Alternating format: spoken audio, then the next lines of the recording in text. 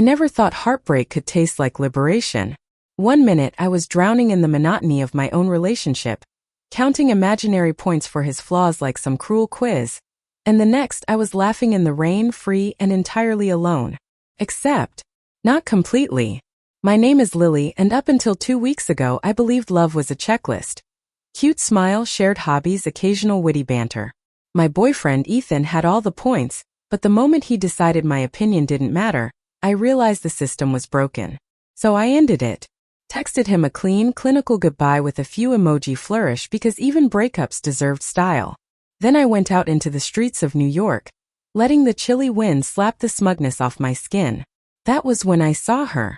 Her name was Clara, and she was standing outside a small coffee shop, her short auburn hair catching the neon glow of the sign above. She looked like she didn't belong anywhere in the world, yet somehow she owned the space she was in. Her green eyes scanned the crowd with what I can only describe as curiosity that felt like recognition, as if she could see my stormy thoughts before I even thought them. I should have kept walking. I should have told myself that strangers don't matter. But something in her smile, warm, hesitant, yet entirely real, made me stop dead in the middle of the sidewalk. Clara noticed. Her head tilted slightly, and a small laugh escaped her lips. It wasn't mocking. It wasn't flirtatious. It was just alive. Alive in a way that whispered, maybe your loneliness is not permanent. I went inside the coffee shop, pretending I didn't notice her at the counter, ordering a latte I didn't even like. But she did notice me. And that mattered more than I expected. "First time here?" she asked, her voice low, melodic, carrying a softness that contrasted with the buzzing energy of the city outside. I nodded, not trusting my voice. "I come here every Thursday," she said, tilting her head as if weighing me up. Best way to survive life's little betrayals. I almost laughed. Betrayals? Me? My own life? But I did. I laughed, a short choke sound, and she laughed too. And in that instant the air between us became charged, the kind of electricity that doesn't need to touch skin to be felt. We spent the afternoon talking about everything and nothing. About bad coffee, worse exes, and how New York seemed simultaneously suffocating and magical. I told her about Ethan, about my checklist, about my sudden, almost reckless liberation. She didn't judge. She didn't advise. She just listened, nodding, her eyes flickering with understanding. It was intoxicating. Over the next week we met in secret moments. A park bench after work, the dim corner of a bookstore, the quiet aisle of a grocery store. Each encounter felt like a soft defiance against the world. I found myself craving her voice, her laughter, the brush of her hand against mine when she reached for a book I wanted to examine. And then came the night that changed everything. It was raining New York rain, the kind that soaks your hair and makes the city glow with reflections. I ran into her on Fifth Avenue, both of us drenched and laughing like fools. "You're insane," I shouted over the drizzle. "Maybe," she said, tilting her head, letting the rain stream down her face, "but at least I'm happy." And I realized I was too, because when Clara looked at me, it wasn't with expectation. It wasn't with judgment. It was with recognition, understanding, and something tender I hadn't expected to find in someone else. Home. The first kiss was accidental in a sense. A brush of hands, a stumble, and suddenly her lips were on mine. Gentle, questioning, and electric all at once. I froze for a heartbeat, then let go, letting the rain and the city and the improbable magic of the moment sweep over me. We pulled back, laughing, breathless, soaked to the skin, hearts hammering. "You're something else," I said, and she smiled. "No," she corrected softly. "We're something else." Days turned into weeks, and every stolen moment felt like a rebellion against a world that told us we had to follow a script. We whispered secrets in crowded subways, shared ice cream cones on park benches, and discovered that sometimes the most ordinary city streets could feel like the most sacred places when someone understood you fully. And yet, despite the joy, the world outside remained sharp, indifferent. People stared. Old friends raised eyebrows. And the echo of my past relationship sometimes haunted me, threatening to remind me that love was messy, unpredictable, and terrifying. Clara held my hand through it all. Not possessively, not demanding, simply present, like a lighthouse in a storm that never asked me to navigate perfectly. One evening, as the sun dipped behind the skyscrapers and the city lights flickered on like fireflies, we sat on the rooftop of her apartment building. Rain had just passed, leaving the air fresh and cool. "I never thought I'd find this," I whispered, resting my head on her shoulder. "Find what?" "This. Us." Clara kissed the top of my head, the smell of her hair mingling with the city air. Maybe it wasn't about finding. Maybe it was about letting it find you. And I realized she was right. After all the checklists, all the heartbreak, all the pointless ratings of love, I had found something that couldn't be measured. Something real. Something worth risking everything for. The night stretched before us, full of quiet promise. And in the glow of the city, with her hand in mine and her laughter echoing softly in the wind, I understood that happiness wasn't about perfection. It was about moments like this. Moments that made you believe in magic, in love, in connection so deep that it felt like coming home. Clara and I didn't have a plan. We didn't need one. We had discovered the rare, unspoken truth that sometimes the person who truly understands you appears when you least expect it, and when they do, the world shifts irrevocably, beautifully. And as the city breathed around us, I let myself fall fully, freely, and irrevocably in love. The following weeks became a delicate rhythm of discovery and shared silences. Clara and I existed in a bubble that didn't require explanations, only presence. I found myself waking up before my alarm just to send her a quick text. "Coffee on me today?" And more often than not, she'd reply with a simple heart emoji or a teasing, "You owe me 3 lattes by the end of the week." We weren't just friends. We weren't simply lovers. We were two people unraveling the parts of ourselves that the world had told us to hide. There was something intoxicating about the way she looked at men with desire alone, not with judgment but with recognition. It was a look that said, "I see you. All of you. Even the broken pieces." One Thursday, Clara invited me to a small art gallery in Brooklyn. She had a penchant for finding hidden spaces where creativity thrived and chaos was celebrated. The gallery was dim, with soft amber lights highlighting the textures of canvases and sculptures. She guided me from piece to piece, her hand brushing mine occasionally. Each time our fingers touched, a spark ran through me, subtle but undeniable. "This one reminds me of you," she said suddenly, stopping in front of a painting that seemed almost alive with colora whirlwind of reds and oranges colliding with muted blues and grays. I looked at it, trying to see what she saw. "Me? Really?" "Yes," she whispered. "You're chaos and calm, fiery and soft. You don't fit neatly into anyone's idea of perfection, but that's what makes you unforgettable." I laughed softly, though my chest felt tight. No one had ever described me like that. Not Ethan, not anyone. I felt exposed, but in a way that didn't scare me. It made me want to lean in closer. We left the gallery as the sun dipped behind the Brooklyn skyline. The streets were wet from a recent rain, and reflections of neon signs danced across puddles. Clara's hand found mine again, and this time I didn't hesitate. I squeezed it, letting the world fall away around us. The nights with Clara were becoming a tapestry of intimacy and laughter. One evening, we cooked dinner together in her tiny apartment. She was humming softly as she chopped vegetables, the faintest curve of a smile tugging at her lips. I leaned against the counter, watching her, feeling a warmth in my chest that I couldn't name. "You're staring," she said, not looking up. "I can't help it," I admitted. "You make everything else disappear." She finally looked at me, and her green eyes caught mine with a mischievous glint. "Good," she said simply, "because I like the view." We laughed, and the tension between us melted into a comfortable closeness. That night we ate under dim fairy lights, sharing stories about childhood embarrassments and dreams we'd never dared voice. Every laugh, every glance, every shared secret wove us closer together. Yet, as our bond deepened, the outside world reminded me that love, even the purest kind, was never simple. A friend from college, someone who had never accepted my orientation fully, caught wind of my new relationship. Her voice, sharp and disapproving, echoed in my mind. "You're just experimenting, Lily. This won't last." The words stung, a bitter reminder of the judgment I had escaped. I wanted to protect Clara from that, from the world, from the inevitable scrutiny. But she wasn't fragile. She wasn't someone to be shielded. She was strong, fiercely herself, and I realized that protecting her meant trusting her and us. One evening as we walked along the High Line, the city lights flickering beneath us like stars scattered across concrete, I felt the weight of all my insecurities and fears pressing down. "I'm scared," I admitted, my voice barely above a whisper. "Scared that people won't understand us, that what we have, won't survive outside of our little bubble." Clara stopped and turned to face me, her hands holding mine firmly. "Lily," she said, her voice steady and unwavering, "if we let the world dictate how we feel, we lose before we even begin. People will always have opinions, but they don't get to live our story. We do."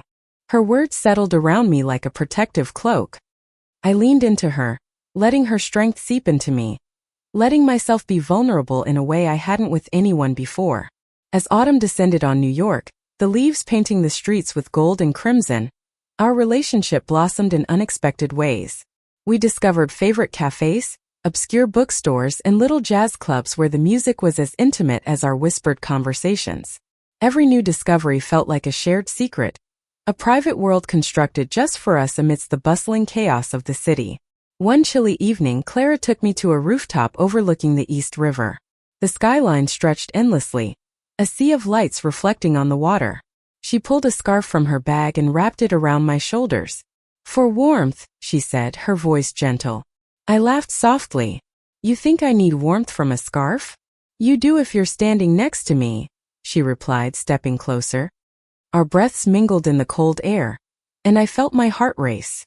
The city seemed to pause around us. The hum of traffic faded, the distant chatter of passers-by blurred into insignificance.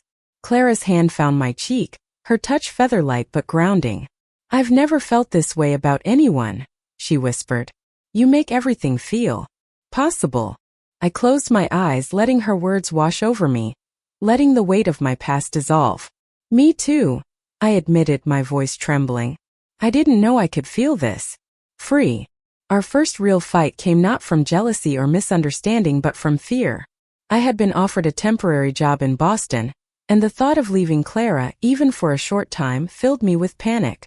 "You have to go," she said firmly one evening, the tension between us crackling in the small apartment.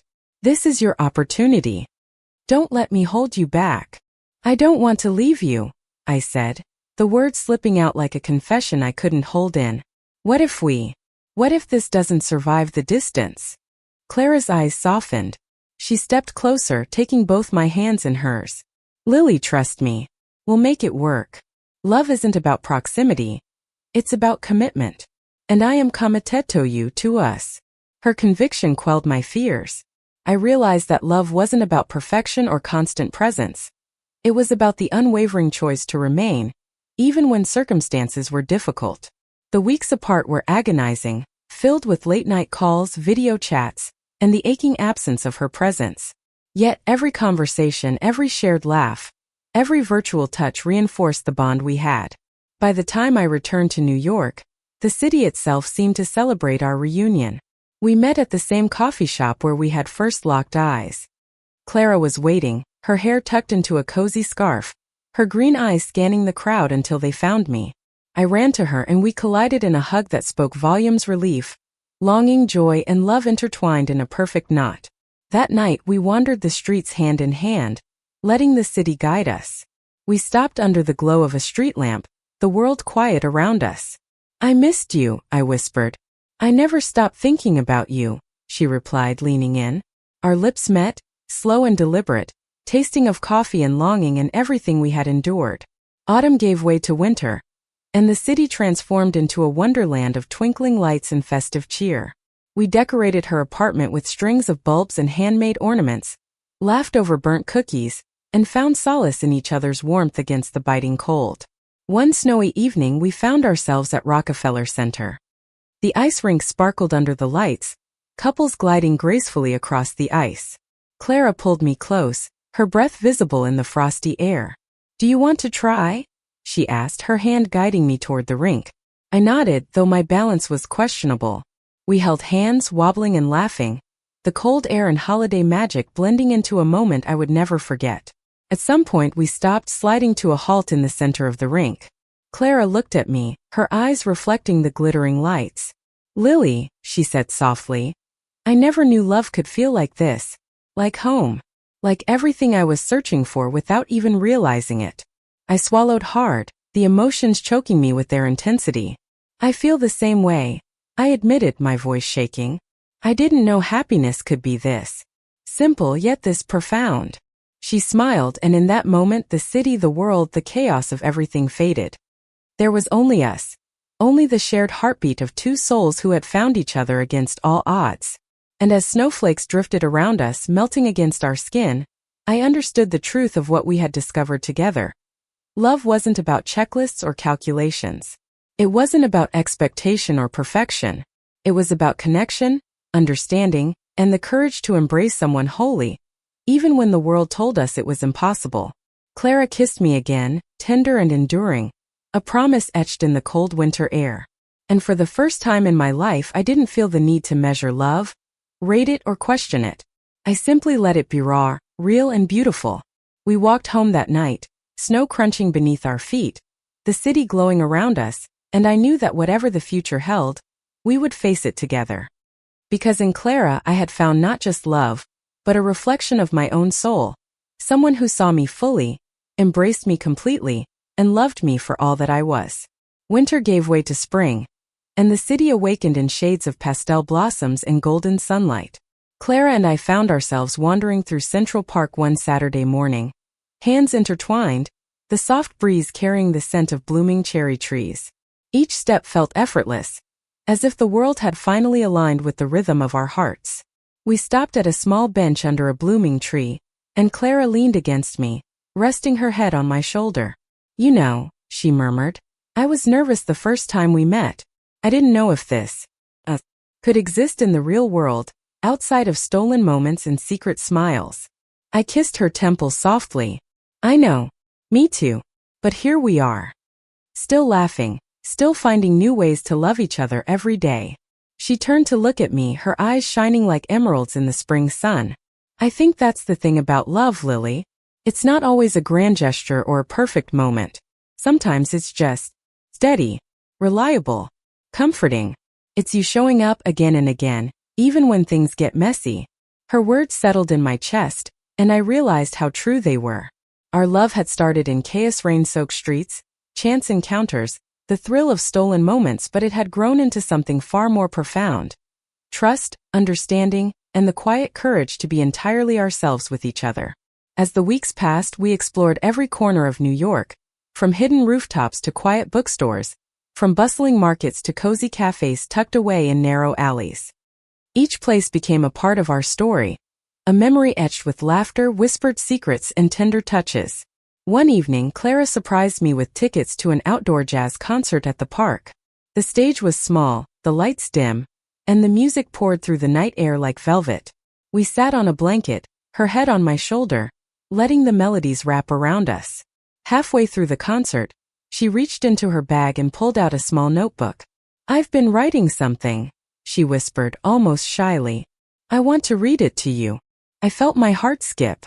Clara was thoughtful, deliberate, and sometimes surprisingly shy with her emotions, even though she wore confidence like a second skin. I nodded, encouraging her to continue. She opened the notebook, her fingers trembling slightly. "Lily, from the moment I saw you laughing in the rain, I knew you were different. Not in the way people usually mean, but in a way that changed me. You made me see colors I didn't know existed, emotions I didn't think I deserved to feel. You made me brave. You made me feel home. And I want to keep feeling that. Every day, every moment, with you." I felt tears sting my eyes. Every word, every sentence, echoed the depth of what I felt, but could never fully articulate. I leaned forward, resting my forehead against hers. "Clara, I feel the same. You've shown me a love I didn't know I could have. You've made me whole." She smiled, brushing a strand of hair from my face. "Then, let's promise to keep this no matter what. To grow together, to face whatever comes, and to never let fear dictate our hearts." "I promise," I whispered, wrapping my arms around her. Spring turned into summer, and with each passing day our love deepened. We celebrated milestones, our first anniversary, birthdays, small victories at work with quiet joy, and intimate moments that felt monumental. There were no grand declarations, No dramatic gestures, just the steady presence of someone who knew your soul and chose to stay. One summer evening, we took a ferry to the Statue of Liberty. The skyline glimmered under the setting sun, and the water rippled around us as the boat moved steadily through the harbor. Clara took my hand, her eyes reflecting the fiery orange of the sky. "I've been thinking," she said softly, "about us, about everything we've been through, and I realized, I can't imagine a life without you." My heart leapt. The familiar mix of exhilaration and vulnerability flooded me. "Clara," I breathed. She took a small velvet box from her bag and opened it, revealing a delicate ring, simple but radiant in the fading sunlight. "Lily, will you continue this journey with me? Not just for now, not just for these moments, but for every day, every challenge, every joy. Will you be mine?" Tears welled in my eyes, but this time they were tears of pure, unfiltered happiness. I nodded, my voice trembling. "Yes. 1,000 times yes." We kissed under the open sky, the city lights and the fading sun casting a golden glow around us. Around us, the world continued in its endless rush, but we were suspended in a perfect bubble of love and promise. The months that followed were filled with planning, laughter, and quiet anticipation. We decorated our apartment together, merging our tastes, our memories, and our quirks into a space that felt entirely ours.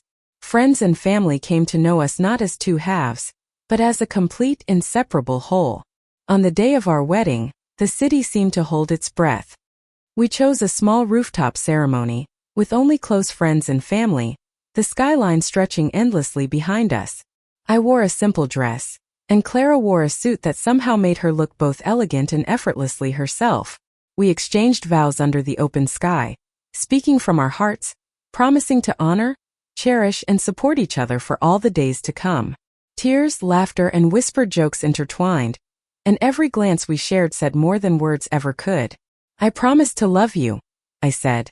"Through the storms, the chaos, the quiet moments, and the joy. I promise to see you fully as you see me, and to never stop choosing you." Clara smiled, her green eyes glistening.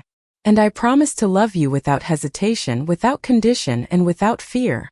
To celebrate every moment with you, to challenge you, to grow with you, and to create a life together that is ours no matter what the world thinks or expects." We sealed our vows with a kiss, laughter spilling into the evening air, the city's lights twinkling like a million tiny stars celebrating our union. Life didn't become perfect after that day. There were still challenges, still moments of doubt and difficulty.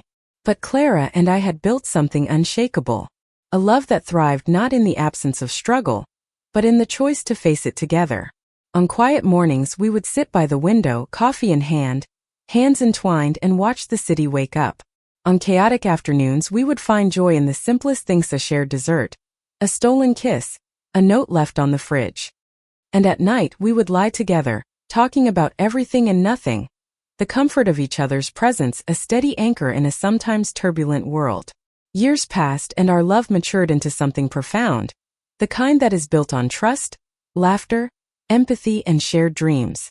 We never stopped discovering each other, never stopped laughing together, never stopped falling into the little rituals that made our life together extraordinary. And on a particularly ordinary Wednesday, sitting in our favorite cafe where our story had truly begun, Clara reached across the table and squeezed my hand. "You know," she said, her eyes sparkling, "after all this time I still get butterflies when I see you." I laughed softly, squeezing her hand back. "Me too. Always." And in that moment, surrounded by the hum of the city, the aroma of coffee, and the comfort of her hand in mine, I knew that love, real, unyielding, beautiful love, wasn't about checklists, judgments, or timing. It was about connection, understanding, choosing each other over and over for a lifetime. With Clara I had found my home, and with her I knew I would never be lost again. Thank you for listening.